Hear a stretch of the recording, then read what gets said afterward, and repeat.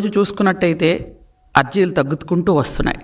ప్రతిసారి మనం ఇక్కడికి రావటం, ప్రజా దర్బార్ పెడుతూ ఉంటే అలా 1000 దగ్గర నుంచి అలా 10ల సంఖ్యలోకి రావటం మనం గమనించవలసిన విషయం. కాబట్టి ప్రతి వాళ్ళు కూడా అక్కడ లోకల్గా ఉన్నటువంటి ఎమ్మెల్యేలకు కూడా ఇస్తున్నారు.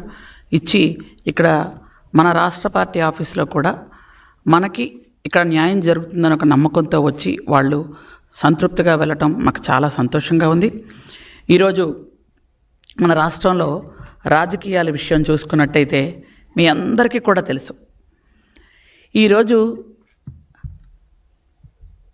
మన ప్రతిపక్ష హోదా లేని ఒక ప్రతిపక్షం ఉంది. ఆ ప్రతిపక్షం ఏంటి అంటే వాళ్ళ గుర్తు ఏమిటి అన్నది అందరూ మర్చిపోయారు ఇంచుమించు. నాకు తెలిసి ఇప్పుడు వాళ్ళ గుర్తు గొడ్డలి అనుకుంటున్నారు అందరూ. అది ఖచ్చితంగా, ఎందుకంటే ఆయన పేరులో గన్ను ఉంది, పార్టీ గుర్తులో గొడ్డలు ఉంటే బెటర్ అని, అలా వెళ్తేనే బాగుంటుందనే ఉద్దేశంలో వాళ్ళు కూడా వెళ్తున్నట్టే కనిపిస్తుంది మనకి. ఈరోజు మనం చూసుకున్నట్టయితే ఎంతో అభిమానంతో, అంటే ఆయన మాటలన్నీ ఎలా వస్తాయనంటే గుండెలో నుంచి మనసులో నుంచి రావు, నాలుక మీద నుంచి వస్తాయి. నా ఎస్టీలు, నా ఎస్సీలు, నా బీసీలు అని అవి మాటల వరకే పరిమితమైనటువంటి ఆ మాటలు ఈరోజు చూసుకున్నట్టయితే అధికారం రాకముందు మనిషి మాటలు వేరు, అధికారం వచ్చిన తర్వాత మనిషి మాటలు వేరు. అందుకనే మన పెద్దవాళ్ళు చెప్పేవాళ్ళు, ఒక మనిషి మనస్తత్వం తెలుసుకోవాలి అంటే అధికారం ఇచ్చి చూడు అని. అధికారం ఇచ్చారు, అది పొరపాటు అయ్యిందని ప్రజలు గమనించే మొన్నసారి 11 సీట్లు ఇచ్చి పక్కన పెట్టారు. అధికారం ఇచ్చిన తర్వాత, అధికారం ఇవ్వక ముందు మాట్లాడిన మాటలు వేరు, అధికారం ఇచ్చిన తర్వాత మాట్లాడిన మాటలు వేరు. ఎస్టీ ఎస్సీలను ఎంత వేపుకు తిన్నారు అని అంటే నిజంగా చాలా దారుణంగా. ఎందుకంటే ఎవరికీ చెప్పుకోలేక, ఎవరి దగ్గరికి వెళ్ళాలో తెలియక, మనకి ఎవరు న్యాయం చేస్తారు అని ఎదురు చూస్తూ, అంటే ఎలా ఉంటుందంటే రాముడి దగ్గర ఉడత ఒకరోజు బాధపడిందంట. రాముడు బాణం పెక్కు పెట్టేటప్పుడు భూమి మీద పెడతాడు. అప్పుడు ఉడత అక్కడ ఉంటే ఉడత వీపు మీద ఆ బాణం మోపడం పొరపాటున జరిగింది రాముడికి. ఆ ఉడత ఆ భారం అలా మోస్తూ తనకి గాయం అవుతున్నా మాట్లాడట్లేదంట. వెంటనే రాముడు పొరపాటుని ఇలా చూసిన వెంటనే, ఏంటమ్మా నువ్వు ఇంత భారం భరిస్తున్నావా, పొరపాటు ఒక్క మాట అంటే నేను తీసేస్తాను కదా, చూసుకోలేదు కదా అన్నాడట రాముడు. అప్పుడు ఉడత ఒక మాట అన్నదంట, నాకే కష్టం వచ్చినా రామా అని పిలిచేదాన్ని, రాముడి వల్లే కష్టం వస్తే నేను ఎవరికి చెప్పుకుంటాను అని. గ్రామాల్లో ఎప్పుడు కూడా ప్రభుత్వం మనకి ఆసరాగా ఉంటుంది, మనకి బలం, మన ప్రభుత్వం మనకు భరోసా ఇస్తుందని ఎస్టీ ఎస్సీలు ఎక్కువగా ఎదురు చూస్తారు. మీరు చూడండి కావాలంటే ఎస్టీ ఎస్సీల్లో ఏ ప్రాబ్లం వచ్చినా, ఎస్టీలు అయితే ఐటీడీ ఆఫీస్కి వెళ్ళి, ఎస్సీలు అయితే ఖచ్చితంగా కలెక్టర్ గారికి, వాళ్ళతో ఎస్సీ సొసైటీలోకి వెళ్ళి వాళ్ళ బాధలు, వాళ్ళ కష్టాలు నష్టాలు చెప్పుకొని మాకు ఈ విధంగా జరిగిద్ది అని చెప్తారు. మాకు పొలం లేదు ఇవ్వండి, మాకు ఇల్లు లేదు ఇవ్వండి, మాకు చాలా ఇబ్బందుల్లో ఉన్నాం, ఆర్థిక భరోసా కావాలి అని ఇస్తున్నటువంటి వాళ్ళకి వాళ్ళ దగ్గరే పొలాలు లాక్కొని, వాళ్ళనే జైలు పాలు చేసి, వాళ్ళనే కొట్టి, వాళ్ళనే హింసిస్తుంటే ఇంకా ప్రభుత్వమే ఇలా చేస్తే మేము ఎవరికి చెప్పుకోవాలి భగవంతుడా అని లాస్ట్ టైం గత 5 సంవత్సరాలు ఎంత బాధపడ్డారో మీరందరూ కూడా చూశారు. ముఖ్యంగా ఏదైనా ఒక మాట మాట్లాడితే, సోషల్ మీడియాలో ఒక మాట మాట్లాడితే వాళ్ళని వేధించడం, న్యాయం అడిగితే న్యాయం అడిగినందుకు ఎంతో విజ్ఞతతో ఉండి చదువుకున్న ఒక డాక్టర్ని నడి రోడ్డు మీద అవమానపరిచి అతనికతనే చచ్చిపోయే విధంగా, అంటే అది నిజంగా చాలామంది ఆయన చనిపోయాడు అంటారు కానీ వీళ్ళు హత్య చేశారని మాత్రం నేను ఖచ్చితంగా చెప్పగలను. 1 కాదు 2 కాదు, ఎస్టీలు అయితేనేమి, ఎస్సీలను అయితేనేమి విపరీతంగా. ఎస్టీలు అయితే నేను ఎక్కువ ఉదాహరణలు చెప్పను, 2 చెప్పదలుచుకున్నాను. ఎందుకనంటే మనం ఎస్టీల దగ్గరకు వచ్చేటప్పటికి ఒక మహిళ తను న్యాయం అడిగింది అని, కేవలం న్యాయం అడిగింది, ఆమె ఇంకేమీ అడగలేదు. అలాంటి మహిళని పల్నాడు జిల్లాలో నకరికల్ మండలంలో పాపం ఆవిడ్ని, అది మంత్రిభాయ్ ఆవిడ పేరు పాపం, ఆవిడ లంబాడి అంటే సుగాలి జాతికి చెందిన ఆవిడని ట్రాక్టర్తో తొక్కించారు. కేవలం ఆవిడ పొలం ఆవిడకు వదిలేయమన్నందుకు, ఆవిడ ఒక న్యాయం అడిగినందుకు. అలాగే మా సోదరుడు, ఎందుకంటే తాను పాపం ఎరుకల కులంకి సంబంధించినటువంటి మహేష్ అన్న మా సోదరుడు న్యాయం అడిగినందుకు ఆయన మీద మూత్రం పోసి మరీ హింసించి, అంటే ఎంత దారుణమైన చర్యలు చేశారో మీరు తెలుసు. ఈరోజు చూసుకున్నట్టయితే ఇకపోతే ఎస్సీలని తండోపతండాలు, ఒక డాక్టర్ గారు అయితేనేమి, అలాగే ప్రొఫెసర్లు అయితేనేమి, ఆ టీచర్లు అయితేనేమి, ఇవన్నీ మనం చూసుకుంటూ వచ్చాం.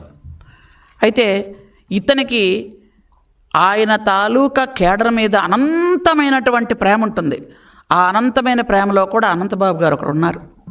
ఎందుకనంటే ఎమ్మెల్సీగా ఆయన మాతో పాటు కౌన్సిల్కి వస్తూ ఉంటే నిజంగా సభ్య సమాజంలో పుట్టిన ఒక మహిళగా తలదించుకొని సిగ్గుపడ్డాం అందరం. ఆయన వచ్చి ఆయన చట్టాలు చేస్తారా, ఆయన నీతులు చెప్తాడా, ఆయన అక్కడికి వచ్చి ధర్నాలు చేస్తాడా, ఆయన అక్కడికి వచ్చి ప్లకార్డులు పట్టుకుంటాడా? ఇది జగన్మోహన్ రెడ్డి చూస్తూ ఊరుకుంటాడంటే అంటే నీ తాలూకా ఉద్దేశం ఏంటి?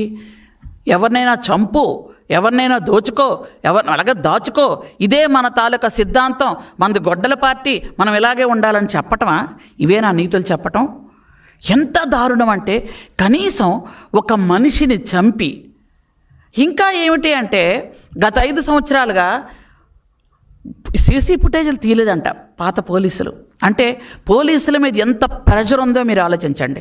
అదే పోలీసులు ఈరోజు 60 సీసీటీవీ ఫుటేజీలు తీసుకొచ్చి మన దగ్గర పెట్టారు. మరి అప్పుడు ఎందుకు తీయలేకపోయారు? అంటే వాళ్ళని ఎంత హింసించి ఉంటారు, వాళ్ళు ఎంత బాధ పెట్టి ఉంటారు. సీసీ ఫుటేజీలు తీసిన ఫుటేజీలు కూడా 2, 3 తీసి అవి చీకట్లో తీశారు. అంటే మనుషులను ఎలా గుర్తుపడతారు? ఒక మనిషిని తీసుకెళ్ళి చంపేసి నీకు ఎంత ధైర్యం ఉంటే తీసుకెళ్ళి మళ్ళీ డోర్ డెలివరీ చేస్తావు? అంటే అది బరితెగింపు కాదా? అది నిజంగా నన్ను ఏమీ చేయలేరన్న నిర్లక్ష్య ధోరణ కాదా? ఒక దళితుడే కదా, ఒక డ్రైవరే కదా, నేను చంపాడు ఇంటి ముందు పడేస్తాను, ఏం చేసుకుంటాడో చేసుకోమనే కదా మీరు సవాల్ ఇస్తున్నట్టు తీసుకెళ్ళి పడేస్తారు ఆ డ్రైవర్ని. ఆ తల్లిదండ్రులు బాధపడితే, ఎక్కడో చచ్చిపోతే తీసుకొచ్చి మీకు నేను సాయం చేశానని మళ్ళీ వాళ్ళ దగ్గర మాట్లాడతారా? ఎంత దారుణం అండి. ఈరోజు చూసుకున్నట్టయితే అతని మీద 31 గాయాలున్నాయి. ఆ ఒంటి మీద ఒక 3 గాయాలు లోతుగా ఉన్నాయి. ఆయన భుజం మీద గోళ్లతో గీకేసినటువంటి గీర్లున్నాయి. చూసుకున్నట్టయితే ఆ ధర్మపత్ని కూడా సహకరించింది అంటే ఏమనాలి అసలు? ఎక్కడైనా ఈ దారుణం ఉందా? భార్యాభర్తలు కలిపి చంపేస్తారా? చంపేసి తీసుకెళ్ళి డోర్ డెలివరీ పడేస్తారా? పడేసి ఈరోజు మళ్ళీ తిరిగి ఎవరైనా సాక్షులు చెప్తారు అంటే వాళ్ళని చంపేస్తామంటారా? 3 లక్షల రూపాయలు ఇస్తామని చెప్తారా? మీరు మాకు వ్యతిరేకంగా సాక్ష్యం చెప్తే భూమి మీద ఉండరు అని బెదిరిస్తారా?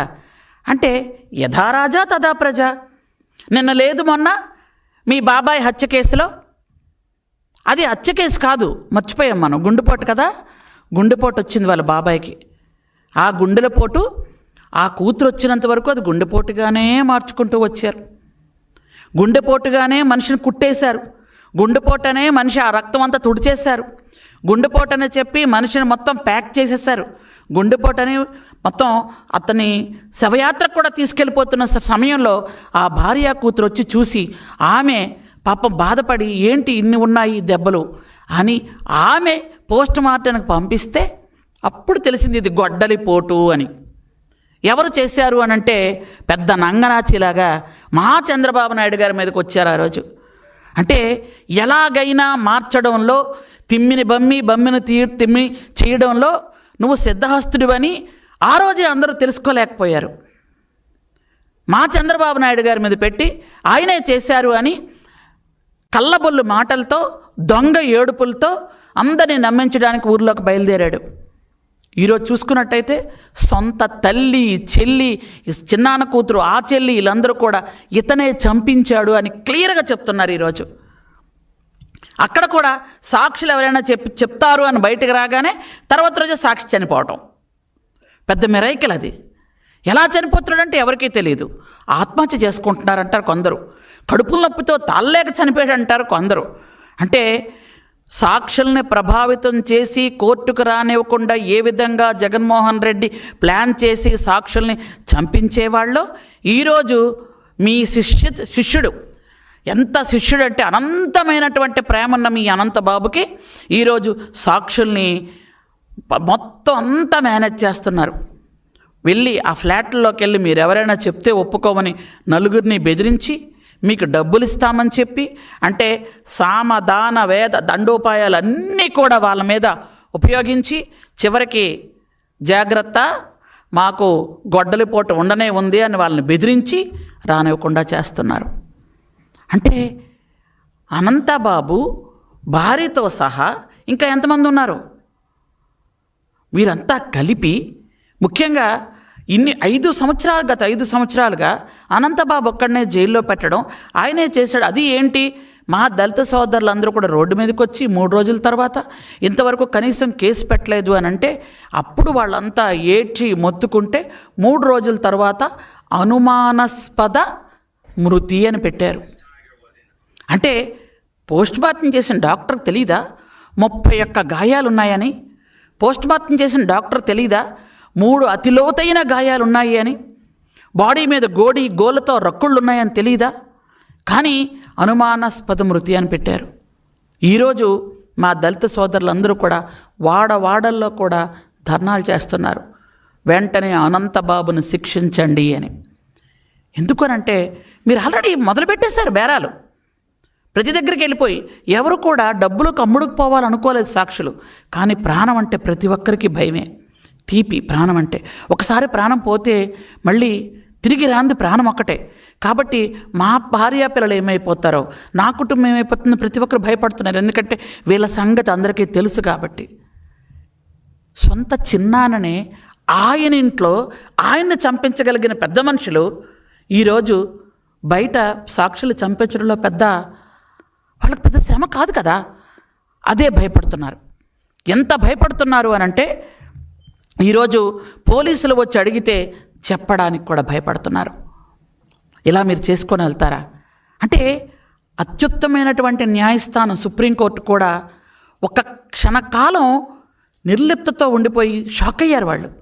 ఏంటిది, ఇన్ని రోజుల నుంచి మీరు ఈ కేసుని ఎలా చూడలేదు? ఒకే మనిషి హత్య చేశాడని మీరు ఎలా అనుకుంటున్నారు? ఆయన భార్య కూడా ఉంది కదా, మిగిలిన వాళ్ళు ఉన్నారు కదా, మీరు ఏం చేస్తున్నారని సుప్రీంకోర్టు అడిగే పరిస్థితి తీసుకొచ్చారు ఈరోజు. కానీ అంటే పోలీసులకు తెలీదా? కానీ ఆ రోజు వాళ్ళకి ఎంత ప్రెజర్ ఇచ్చారో, ఎంత వాళ్ళని ఇబ్బంది పెట్టారో ఇవన్నీ కూడా మనం చూడాల్సిన అవసరం ఉంది. పైపిచ్చు వీళ్ళు ఏం చెప్పారు కోర్టులోని పోలీసులకి? ఈయన క్షణికావేశంలో ఆయన జస్ట్ ఇలా నెట్టాడంట, ఆయన కాలువలో పడిపోయాడంట, చనిపోయాడంట. అంటే బాబాయిని కూడా వాళ్ళంతే, గుండెపోటు వచ్చింది చనిపోయాడు అంటున్నారు వాళ్ళు. ఇక్కడ వీళ్ళు జస్ట్ నెట్టాడు చనిపోయారు. మరి ఒంటి మీద ఉన్న గాయాల సంగతి ఏంటి? ఒంటి మీద గాయాలు చూస్తారు కదా. అంటే మనుషులు ప్రాణాలు తీయడం వీళ్ళకి మొదటి నుంచి వెన్నతో పెట్టిన విద్య. ఇప్పుడే కాదు, తాత ముత్తాతల నుంచి చేసుకుంటూ వస్తున్నారు నేర చరిత్ర. దళితుల దగ్గర భూములు లాక్కోవడం, అలాగే పేదవాళ్ళ దగ్గర భూములు లాక్కోవడం, పేదవాళ్ళను కొట్టడం, కాదు అంటే చంపడం, అవసరం అనుకుంటే ఎటువంటి దానికైనా ముందుకు వెళ్ళడం, ఆస్తి ఇవ్వబడుతుంది అని తన సొంత చెల్లిని కూడా తన తండ్రికి పుట్టలేదు అని ఒక నీచమైన రాతలు రాయించడం అంటే ఇంకంతకన్నా దౌర్భాగ్యం ఏముంటుందండి సమాజంలో? మనం సమాజంలో చూసుకున్నట్టయితే ప్రతి తల్లి తండ్రి కూడా తన బిడ్డల్ని ఒకలాగే చూసుకుంటారు. ఆ బిడ్డలు కూడా ఈరోజు కూడా మన పుట్టింటికి వెళ్ళి సారే సీర తెచ్చుకుంటున్నామంటే అన్నదమ్ములు ఆ విధంగా మన భారత సంస్కృతిలో ఉంది.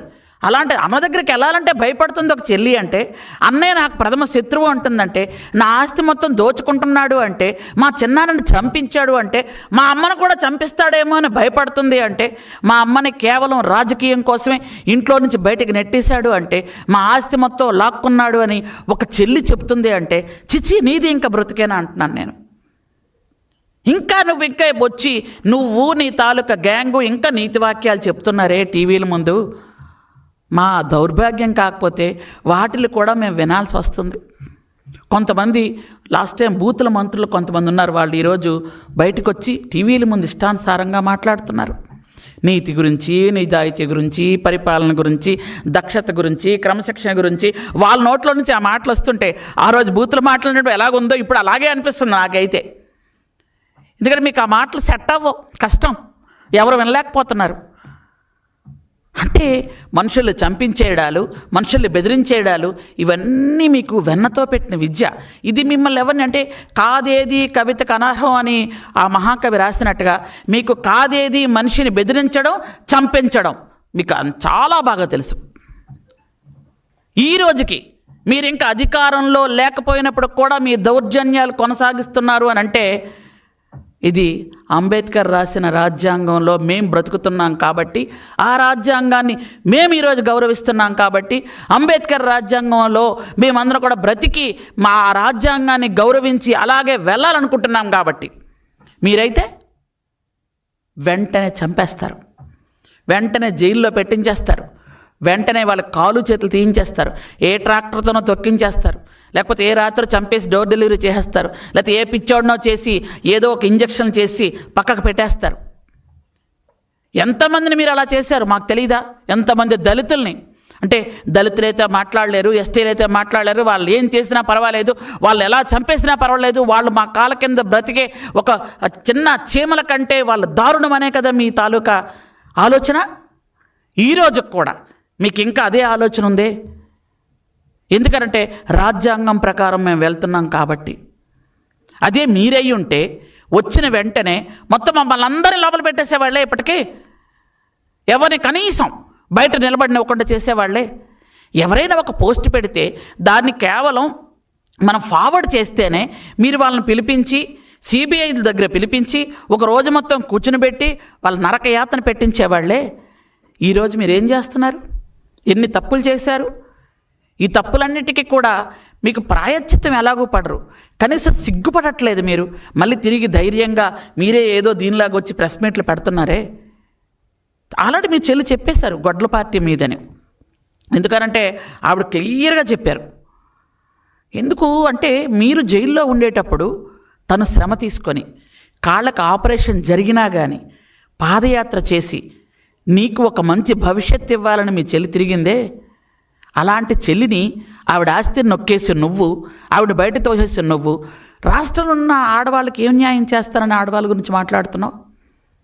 ఇంట్లో తండ్రి అంతటి చిన్న అన్న, అంటే తండ్రి తర్వాత తండ్రిని ఎంతో ప్లాన్ చేసి చంపించేసి నువ్వు బయటకు వచ్చి మిగిలిన తండ్రుల గురించి అన్నతమ్ముల గురించి నువ్వేం మాట్లాడతావు? అసలు వాళ్ళకి నువ్వేం న్యాయం చేస్తావు?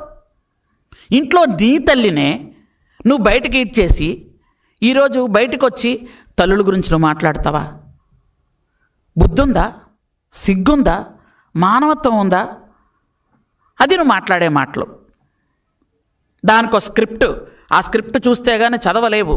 ఆ చదవడం కూడా ఎంత దారుణం అంటే పిచ్చోడి చేతిలో రాయిలాగే మావేగంలాగే ఉంటుంది. అది అసలు విషయం ఏంటంటే ఎవరికీ అర్థం కాలేదు అదేంటో పాపం.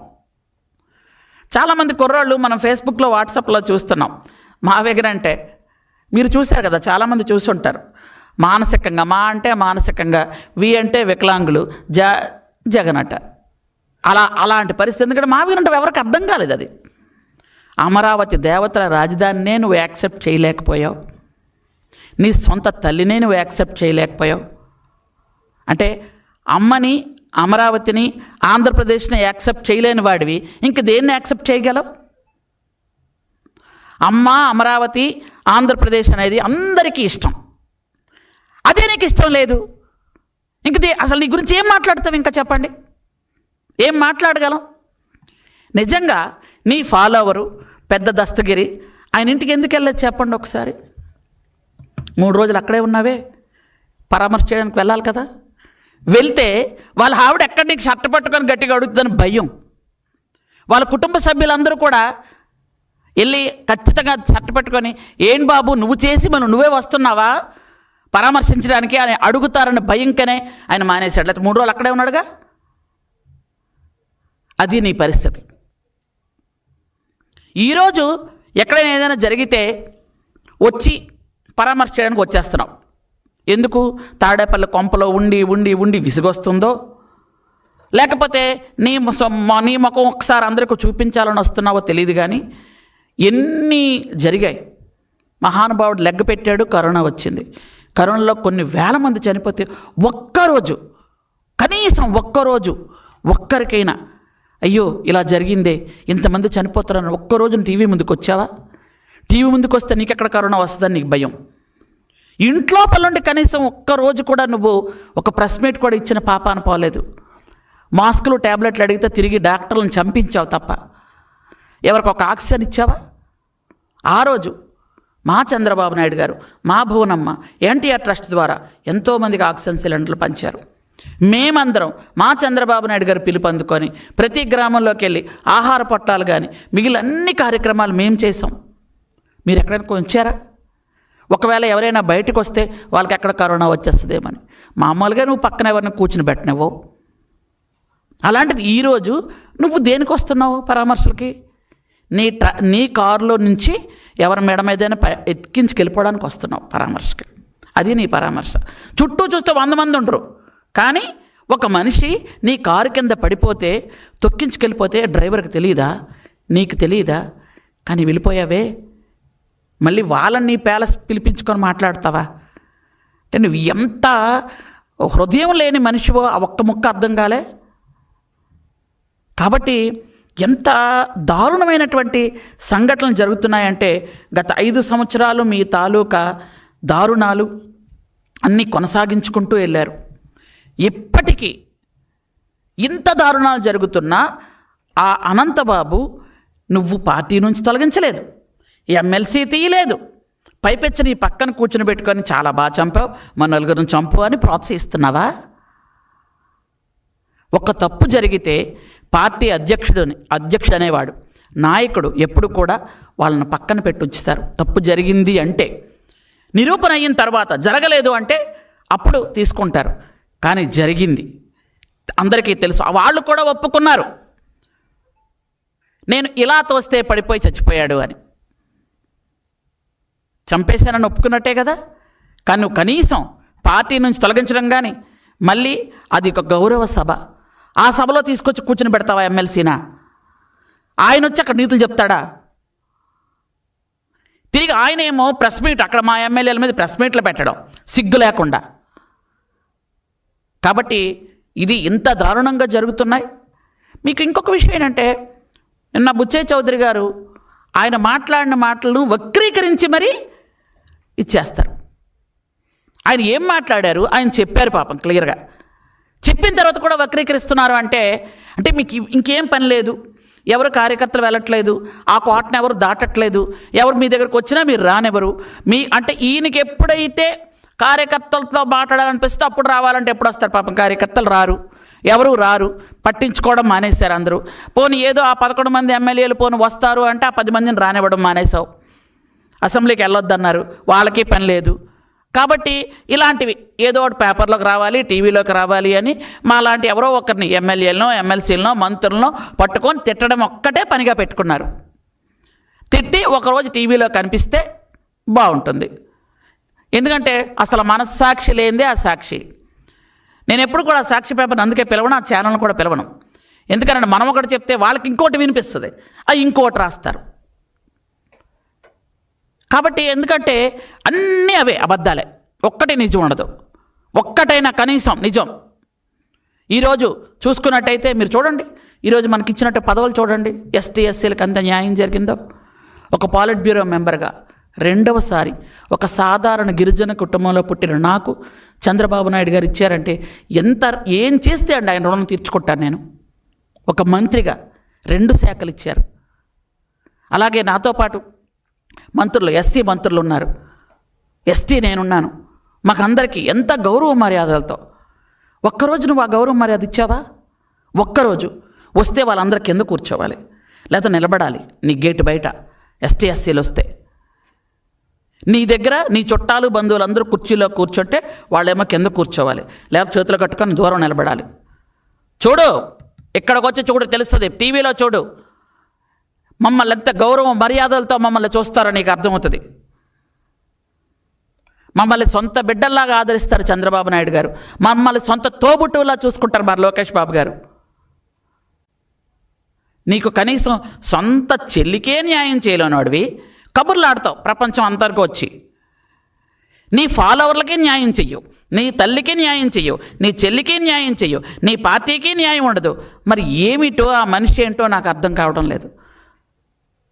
కాబట్టి ఇప్పటికైనా బుద్ధి తెచ్చుకో అని చెప్పడం కూడా వేస్టే నాకు తెలుసు. ప్రెస్ మీట్లు పెట్టేటప్పుడైనా పేపర్లు సరిగా రాసుకో, తప్పులు తడకలు రాసుకొని చదివేయకు.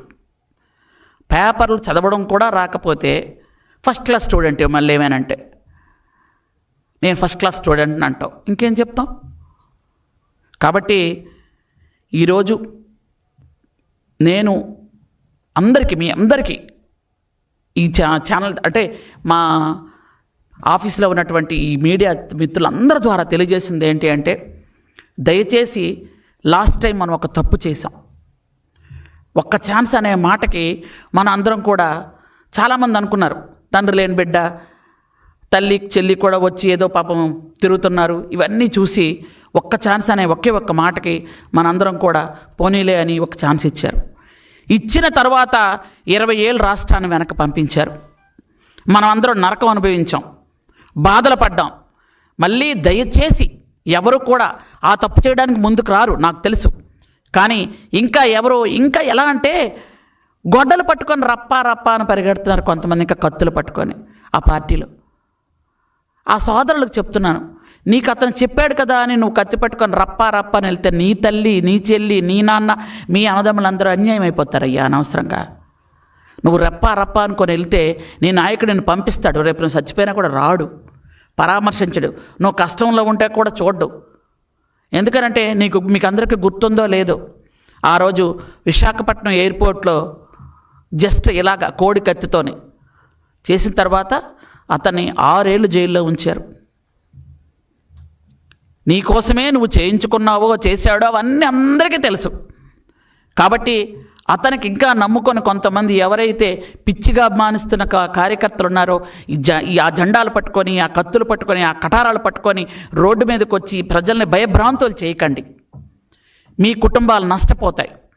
ఈరోజు అమరావతి రాజధానిగా ఉన్న మన ఆంధ్రప్రదేశ్లో మనందరం కూడా చంద్రబాబు నాయుడు గారి పరిపాలనలో సురక్షితంగా ఉన్నాం.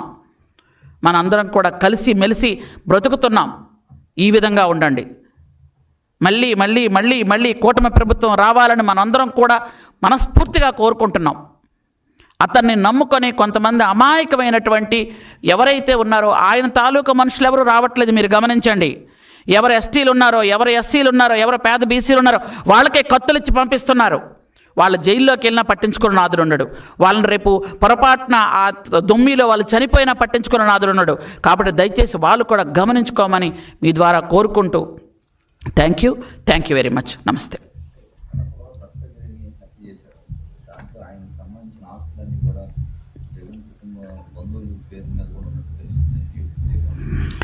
సార్ అదే మీకు ఇంతకుముందు కూడా చెప్పాను, 3 రోజులు అక్కడే ఉన్నాడు ఆయన, కానీ పలకరించడానికి కూడా వెళ్ళలేదు. ఎందుకంటే ఆయన మేనమామకి ఇల్లు కట్టించిందే వాళ్ళండి. మీకు తెలుసు ఆ విషయం అంతా కూడా. ఎందుకంటే విజ్ఞులైన పాత్రికేయ మిత్రులందరికీ కూడా ఆ విషయం తెలుసు. వాళ్ళ మేనమామకి ఇల్లు కట్టించిందే ఆయన, ఆస్తులు దోచుకున్నదే వీళ్ళు. ఆయన చనిపోతే పరామర్శించలేక అదే చెప్పాను నేను, 3 రోజులు అక్కడే ఉండి వెళ్ళలేదు. ఎందుకు? ఆ కుటుంబ సభ్యులు సట్టుపట్టుకుని అడుగుతారు గ్యారంటీగా, బాబు నువ్వే ఈ ఘనకార్యం చేసి మళ్ళీ నువ్వే వచ్చావా పలకరించడానికి అని అడుగుతారని భయంతోనే వెళ్ళడం మానేశారు. నిజంగా నువ్వు తప్పు చేయకపోతే, నీకు సంబంధం లేకపోతే, నీకు అసలు ఒక పైసా కూడా నీకు అందులో ఇన్వాల్వ్మెంట్ లేకపోతే ఎందుకు వెళ్ళలేదు పలకరించడానికి? ఆ కుటుంబం అడుగుతారనే భయమే కదా, ఖచ్చితంగా నిలదీస్తారనే భయమే కదా, ఆ గ్రామంలో అందరూ కూడా లోపలికి రానివ్వకుండా కాళ్ళు ఇరుస్తారని భయమే కదా. ఆ భయం ఉండబట్టే ఈరోజు దొంగల 3 రోజులు అక్కడ ఉండి పరామర్శించకుండా పారిపోతారు. ఇతనికి పారిపోవడం అలవాటే కదా, మనకు తెలుసు కదా. ఎవరైనా సాక్ష్యం చెప్తే చంపేస్తాడు, ఎదురు తిరిగితే చంపుతాడు. హత్యా రాజకీయాలు అలవాటైపోయినాయి. అది బ్లడ్లో నరాల్లో అలాగ పూర్తిగా జీర్ణించుకుపోయాయి అవి. అది తరతరాలుగా వచ్చింది, ఆచారం వచ్చేస్తుంది అలాగను. కాబట్టి దానికి అక్కడ ఉన్నటువంటి ప్రజలు కూడా తెలుసుకుంటున్నారు. కాబట్టే ఈరోజు మనందరికీ కూడా చంద్రబాబు నాయుడు గారు 4వసారి ముఖ్యమంత్రి చేయడానికి 164 సీట్లు ఇచ్చారు ప్రజలంటే అందరూ తెలుసుకున్నారు. విధ్వంసం నుండి ఇతను పరిపాలన మొదలుపెట్టడం అందరికీ తెలుసు. అంటే మీకు అదొక్కటే ఉదాహరణ.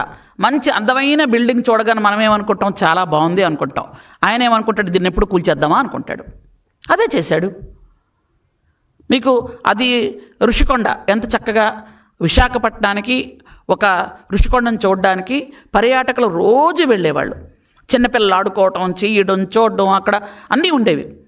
ఆయనకు కనిపించింది, నచ్చలేదు, పడేశారు. తీసేసిన తర్వాత ఏమనుకున్నాడు, ఆయనకు విలాసవంతమైనటువంటి ఒక భవనం మనందరి నెత్తి మీద డబ్బులు పెట్టి కట్టాలనుకున్నాడు. 550 కోట్లు పెట్టి కట్టాడు, నిరుపయోగంగా ఉంచాడు. మనకు తెలిసిన విషయమే కదా.